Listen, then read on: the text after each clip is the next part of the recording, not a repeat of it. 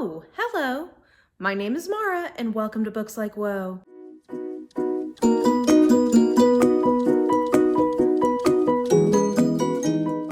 So my best and worst lists for 2019 roll on here on Books Like Whoa. You guys know this is the happiest time of the year from my point of view because these are my absolute favorite videos to make and my favorite videos to watch. So I hope you guys are enjoying these, and I know that I will be eagerly looking for everybody else's best and worst of the year lists. I cut 2019 off mid-December so that I can go ahead and put these out as a part of my December schedule. I do that because a lot of major publications, they actually pretty much are cutting off at mid-November for their 2019 list and then pick the back end of the previous year up with that list. And this is the time of year I really like best and worst of the years. I personally just like having that in the year and then having all of the what I'm going to do at the beginning of the following year. So anyway, that's just me. So I cut that off in mid-December, and today the genre that we are going to be talking about is nonfiction. Now, these videos are called best and worst of the years because they're meant to be the best and worst of the year. But for nonfiction, I actually have very few worst ofs. I've realized that nonfiction really is a genre where I think I know my tastes really pretty well at this point. For the most part, books that I at least like, even if I don't end up loving them. So I only really have a couple of ones I'm going to mention as disappointments, at least for me. And I don't even think either of them were less than 3 stars. They just weren't as good as I was hoping. So start at the bottom of my top 10 list here, and we will work our way up to the top. So number 10 on my list is How to Give Up Plastics by, I believe, Will McCain is the author's name, but you should be able to see it right here.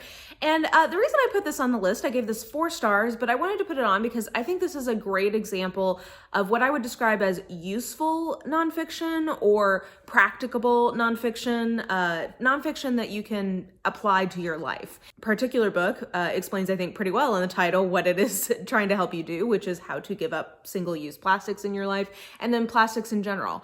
And I found this to be a really approachable nonfiction book. In terms of just like a practical guide, I felt that this was just very approachable to somebody like me who is sold on the idea that I need to reduce the amount of plastic that I'm using in my daily life, but is just sort of intimidated about how to go about that. I think that it does a really nice job of not being like preachy about that, and of really encouraging you to start with baby steps and then kind of move from there. I think one of my favorite tips was to start with a room in your house and try to like tackle that, and then you can keep moving throughout your house. So anyway, I've already started adapting some of the tips that are in this book, and I just recommend it as really just useful nonfiction and a great example of something that's very readable and well done for a piece of literature that is meant to be applied to your real life. Number 9 is Braiding Sweetgrass by Robin Wall Kimmerer.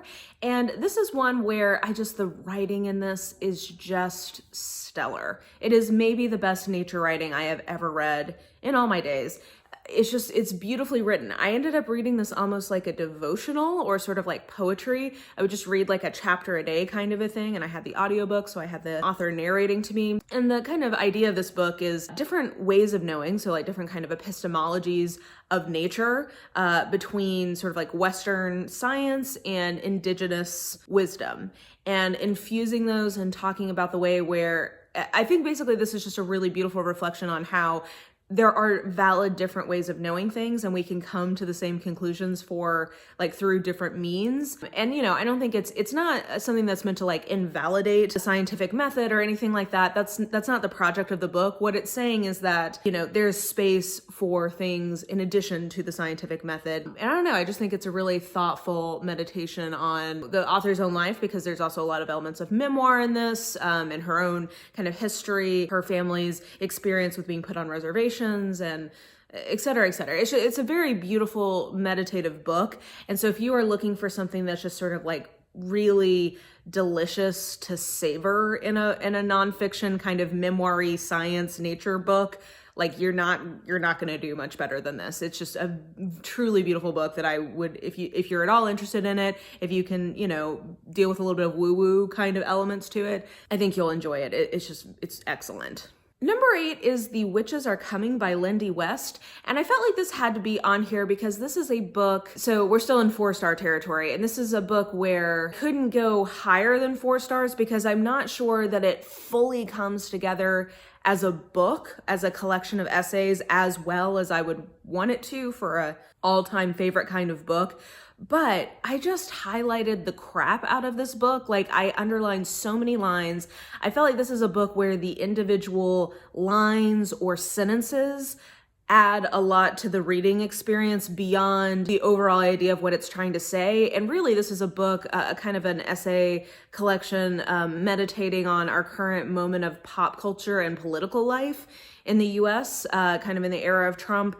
And essentially meditating, and Lindy West is just so perfectly, like, she has been like, this is her Super Bowl. She's been gearing up for this in her entire, life of being an online feminist thinker. She's basically meditating on like how all of these things weave together in the context of troll culture. And I just think that idea was really smart. I don't know that it had a ton of like super unique insights beyond some of that, but it would have like these just little moments of capturing what it's like to be a progressive woman online just so perfectly, and just, thoughts that I've had or, whatever. I felt like it really summed that up well. So even if you just like hate Lindy West or whatever, if you're willing to honestly engage with somebody you disagree with, I think she does a very good job of representing like kind of not only the thought life of that kind of ideology, but also the emotional component of that thought life, just really effectively. So anyway, I thought that this was really well done on a sentence level, which is why I felt like it needed to be a number 8. Okay, number 7 is actually an audible, because I just realized that I needed to switch. This was going to be number 6, and I think I just realized I needed to bump one up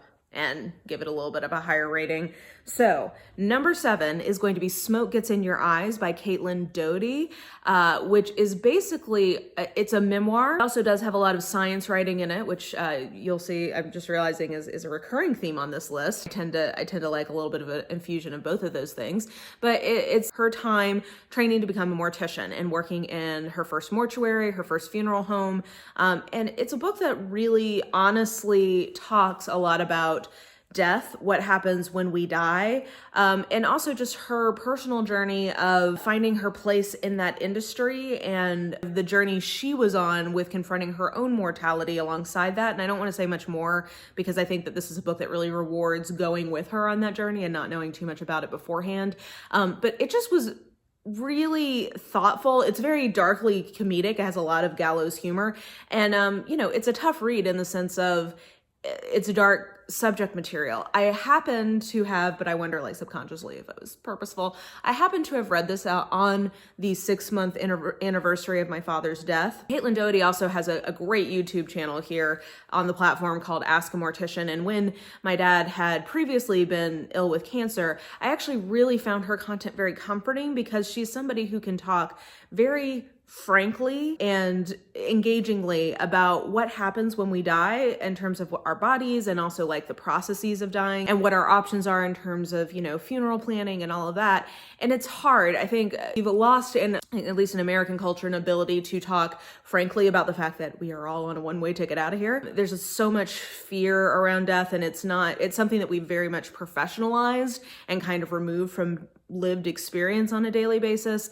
And I think that depending on your mindset, there can be a lot of comfort in just confronting these things honestly, with humor, with compassion, and just, acknowledging that everyone we know and we love is going to leave us at some point, and we are going to leave them. And having some idea of what that will look like, at least for me, I found to be very comforting. And I think it was helpful to have that kind of moment to re-engage with the idea of death and mortality on that, milestone with my own dad. And this is the year, part of my 2019 goals was like doing my estate planning and what I want to do in case of powers of attorney and DNR situations and all of that. So I've been doing that planning also this year. And I have to tell you, I find it really empowering. And if you've not done that, especially if you have children or if you have any, significant asset in terms of like a house or whatever, you really need to do it. And I think that if that's something that you find intimidating, maybe approach approachable way to kind of make some peace with the idea that someday you will die would be to engage with the work of someone like Caitlyn Doughty, who is talking about it so frankly, and again, with a lot of humor and a lot of compassion for all parties involved. So Smoke Gets in Your Eyes at number 7 was my first 4.5 star, and I just realized I needed to bump up this next one to a 4.5 star because it has stuck with me a lot, and I just think it's a really interesting book. And that is Dying of Whiteness by Jonathan Metzl.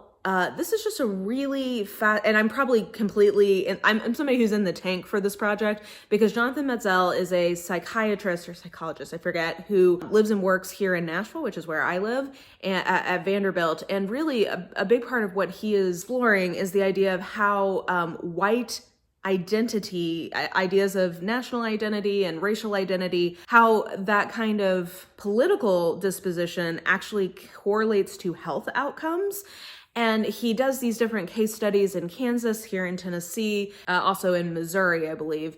And really what he's looking at is three main ones. So what does it look like to have a rampant gun culture, and how does that impact white health outcomes? What does it look like to be stringently against any kind of expansions to Medicaid, and how that impacts white life expectancies? And then what does it look like to defund education, public education, so profoundly that long-term opportunities and correlations to health outcomes also is diminished? And I think that he, I think I felt a lot of kinship to him because I get the sense is at least somewhat progressive. I can't tell you for sure. That's not explicitly what this book is engaging with, but I live and work with people who I profoundly disagree with all the time, right? I'm pretty progressive, and I live in a very conservative area. Granted, I live in a city that I think is somewhat not fully representative of how conservative the broader area around us is. But I think to engage with these ideas of people you disagree with very seriously, and to talk about how it's not just that you disagree with them, but you actually have compassion for how certain constructions of what the good life is actually impact somebody's ability to truly have a good life. I think that it's just a really interesting book. He was on a podcast with Chris Hayes that I really liked. If you want to just get sort of the summary, I would recommend that. But this was a really interesting kind of sociological and psychological study. But it also just, again, like I was saying, it kind of made me think about how when you have a certain narrative about what success looks like, or what the good life looks like, or what privilege looks like, that is something that's a really tender and key part of who you are. And I just appreciated how seriously he engaged with that, and really engaged with those ideas without having to moralize so directly about it. I think that a lot of people who are looking to actually influence, actually change hearts and minds, could learn a lot from that approach. So I really enjoyed this. I'm also probably biased because my best friend is doing so much work in this area. She's a psychologist, and she, is working with this population in very direct ways. So this is also just something we talk about a lot. And anyway, I just thought it was really, really good.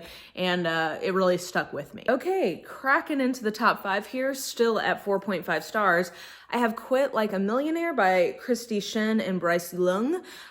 The no gimmicks, luck, or trust fund required approach. So these folks are really big in what's called the FIRE movement, which I believe stands for Financially Independent, Retire Early.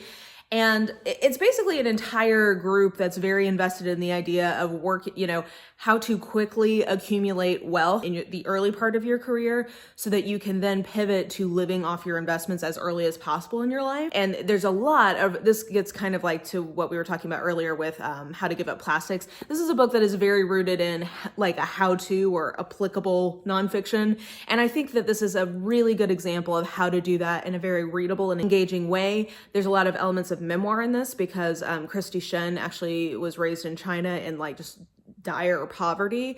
So that's part of her whole thing is, hey, I truly came from nothing, and this is what, here's honestly what I did to accumulate wealth. Now, the approach described in here is quite extreme, and I don't know that there's a ton of people who would be interested in following this to the letter of the law in terms of their advice, but I think it is a worthwhile read regardless of if you are going to strictly follow every piece of their advice, because this really expanded my mindset in terms of what I helping me really think through what would I really need to have to be ready to retire financially and just emotionally, or as a next, if I wasn't going to my 9 to 5 every day, what would life really look like for me? And because I'm somebody who, you know, I don't have children, I don't plan to have children, I'm pretty, you know, successful financially at a relatively young age. While I don't know that I can quit, like they quit at, I think like 30. That ship has sailed. But this really made me think seriously, like, okay, could I retire in my mid 40s? Like if I make certain lifestyle choices, because I'm naturally pretty frugal anyway, would that be something that's even possible? And it really made me sort of like, it helped me game out different scenarios and like what kind of trade-offs I would or wouldn't want to make in my day-to-day life to be able to retire earlier. Because honestly, like I'm always working on a book. I would love to retire someday and like my second job be, you know, writing novels. Like I don't know, this really opened up and I think was helpful in kind of expanding what I would describe as my social imaginary around retirement. And for that reason, I think it's really worthwhile reading for anyone. And I would say, especially if you are young, like if you have not yet taken your first job and really if you've not even yet chosen a college, I would very much recommend this because I think that they do a really good job of breaking down how early choices about how much student debt and what kind of career you want to go into, how that games out in terms of your long-term flexibility and your long-term options. And even if you ultimately decide to make choices that I think they are kind of counseling against, you at least have done it. Anyway, I think that this is a really interesting book and very helpful for anyone trying to think through the topic of retirement. Even if you ultimately just don't do anything they're recommending, I think it would be a useful thought experiment, if nothing else. And then number 4 is my last 4.5 star book, and that is Bad Blood by John Carreyrou, Secrets and Lies in Silicon Valley Startup. Guys, this is just so good. This has been everywhere on BookTube, I think, in the last, year and a half, and for very good reason, because it's an extremely interesting story, and the book, I can tell you because I went on a deep dive for all of the Theranos properties. So like I listened to that Dropout podcast, I watched the HBO special, I've read the book. The book is by far the superior experience of getting the Theranos story in terms of, I think, telling a more fully rounded story that has more interesting tangents to it.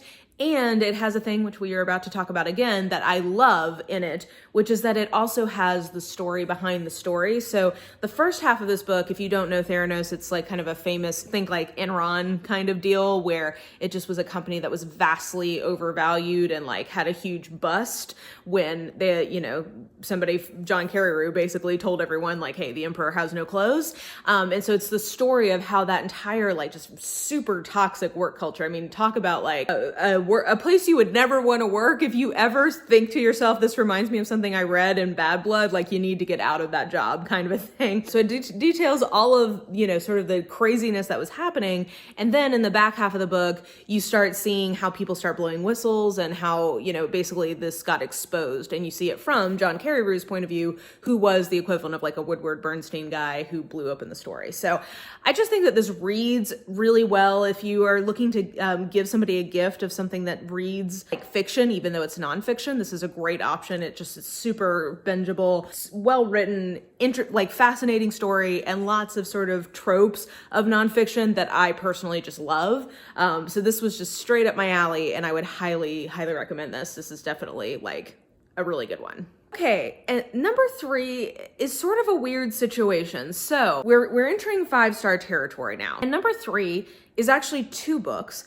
And it's 2 books that I individually gave 4 stars to. Like I gave each of these books 4 stars. But the experience of reading them in essence back to back was a 5-star reading experience in terms, and I, by the way, I define 5 stars as an all-time favorite, like not just of this year, but just like entering my all-time favorite category. And this is one of my all-time favorite nonfiction reading experiences I've had. And the 2 books I'm talking about are Catch and Kill by Ronan Farrow and She Said by Jody Kantor and Twohey. And I'm hard pressed to tell you which of these books I liked better. I think I've landed on the fact that I think Catch and Kill is a little more compulsively readable. So if I were just going to recommend it like as a just blanket recommendation, I guess I would say Catch and Kill over She Said. But they are just such great sister works to each other, and they really round out the story in a beautiful way that I just thought was fascinating. I would need an entire review video to tell you all the things that this made me muse on and whatever, but basically these are the 3 reporters who broke open the Harvey Weinstein sex abuse case in 2017.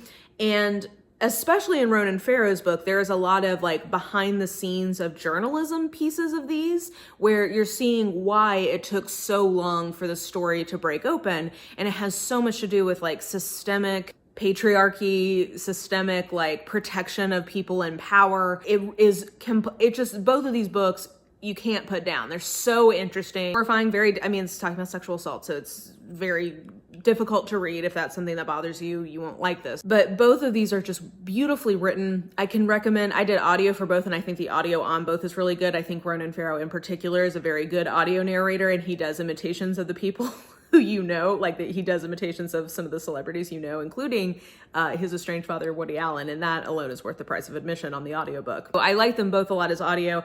I was flying through them the same way I would fly through a work of fiction because it was just so interesting.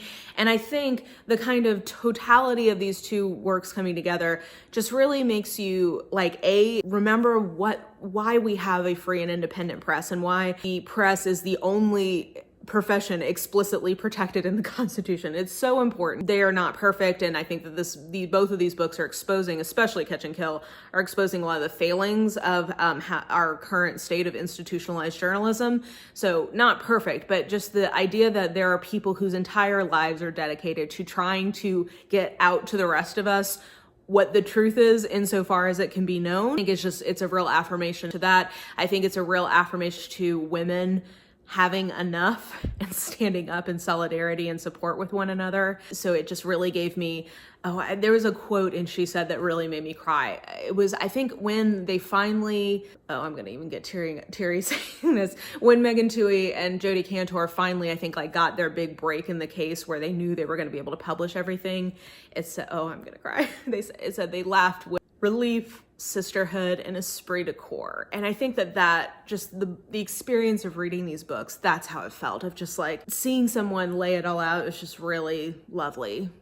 They're just so good. I recommend them both so much, and they were wonderful reading experiences this year. Okay, number 2, this could make me cry for totally different reasons, but number 2 is The Uninhabitable Earth, Life After Warming by David Wallace Wells. This is the book that really inspired a lot of the nature reading I did this year and a lot of the things about how to reduce our environmental impact on an individual basis. This is a book that basically is kind of almost like gaming out what will happen with each degree of warming on the planet of Earth and what society and life might look like when that happens in 1,000 different ways.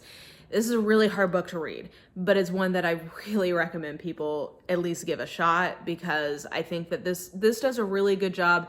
It's a very dark book. It's very scary, but I think what his message is, we have to confront the reality of what could happen because we are still at a point where we have control over how bad things will get. And I think that that's a really important message of, okay, I think we're probably past the point where things are gonna get bad. Things are going to take a turn for the worse, but we still have the opportunity to control how bad it gets. And I think that that's a really important message. And it's something that makes me feel empowered to try to partner on collective action to make change because there is still something that we can do. And I think also his whole point is, I think he's kind of exposes the fact that the scientific community in general has really been slowballing or playing down how bad things could get because they don't want to panic people. They want people to still feel like they can do something. And I think his point is, hey, when we found out just how bad and how dangerous drunk driving was, when that was really socialized and worked on, we no longer have a culture where it's permissible for people to do that. Of course, people still do, but there are bigger consequences. It's not socially, you are socially shamed. When we found out just how bad cigarettes were for you, we did something about them. And again, vaping, that's a whole other thing, but people will do things if they know how bad they are and if you give them a clear path to what they can do. And I think that that's what he lays out in this book. So yes, it's really hard to read in some ways, but I personally, maybe it's just, I'm always see the silver lining on things, but I personally took away from it passion to do at least my part. That's all I have control over, but do my part in terms of collective action and in terms of my individual choices. Hard to read, but really good, which is just a continuing theme because that is definitely how we can talk about my top nonfiction pick of 2019. But let's pause here and talk about two of my biggest disappointments. Those are really the only two I wanted to talk about for nonfiction. In terms of disappointments, before we get to number one, I really only have two to tell you about. And the first one is Unfair. I don't even remember. I think it was Adam Benforado is the author on this. The reason this was a disappointment is just that this is a super interesting topic. It's talking about like a lot about cognitive bias and also about like systemic institutionalized bias in the criminal justice system in a variety of different topics, right? Like, so he'll talk about how we are, intrinsically biased towards eyewitness testimony, even though we know scientifically that that's not the most reliable. Like, he talks about a ton of different topics, and it's fine. It's just not, like, for how interesting the topic is, I wish the book had been more interesting. So I think I gave it 3 stars. It wasn't bad. It just was like, it was such a cool topic. I wish that it had like punched through for me a little bit more. And then the other one that I thought was disappointing, and again, I also gave it 3 stars. Neither of these were terrible, was Why Young Men by Jamil Jivani. And basically I was just disappointed because I felt like he was attempting to do some genre blending in nonfiction, and I just don't think the pieces came together sufficiently. I think the memoir pieces needed to be more introspective and honest and hard-hitting. And then also, I think because the project of this book was basically like, why are men the last decade or 2 decades so prone to being radicalized in a way that we hadn't quite seen, like in a different way than we'd seen before. And so it's an interesting, like a super interesting topic. And really this is a lot about like toxic masculinity. And I just don't think that he had anything really new to add to the conversation other than posing the question itself. I don't know. I just didn't think that there was a lot super compelling about it. So those are really my only 2 disappointments. So in terms of worst of nonfiction this year, I didn't really have a lot. And with that out of the way, we can segue right into my number 1 pick, my very favorite nonfiction book of the year, and one of my very favorite books of the year overall. And that was No Visible Bruises, What We Don't Know About Domestic Violence Can Kill Us by Rachel Louise Snyder.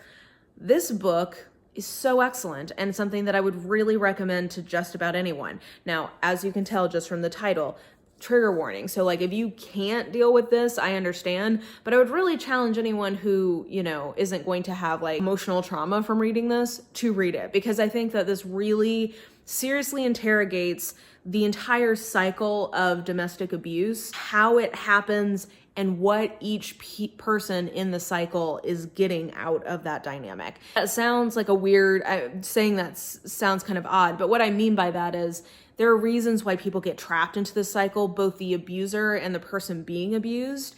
And I think she really seriously asks what that is and tries to kind of put you in that mindset.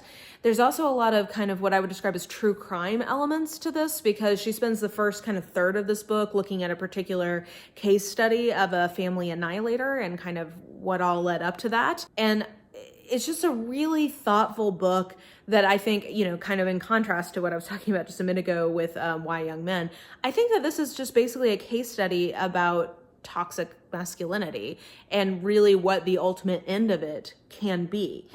She like goes to prisons and like talks to men who are in prison for, perpetrating violence against their partners in some, to varying degrees of extremity. And I think she really spends time kind of thinking through like, how did they get to this point? Because, no child is born, few, I guess there's probably some psychopaths, whatever, but like very few children are born intrinsically wanting to hurt people they love. What is it that gets you to that point? And what are you getting out of it? And so much of it just boils down to like an inability to express emotions in any way that is not like aggressive in some way on the part of men. And so anyway, I just thought that this was a really interesting case study and a really serious examination of the topic of domestic violence. And then, in the last third of it, she does spend a lot of time kind of going into more like the sociology of like how we as a society are dealing with this topic or not dealing with it, what kinds of resources work, what kinds don't. Leaving this book made me feel much more equipped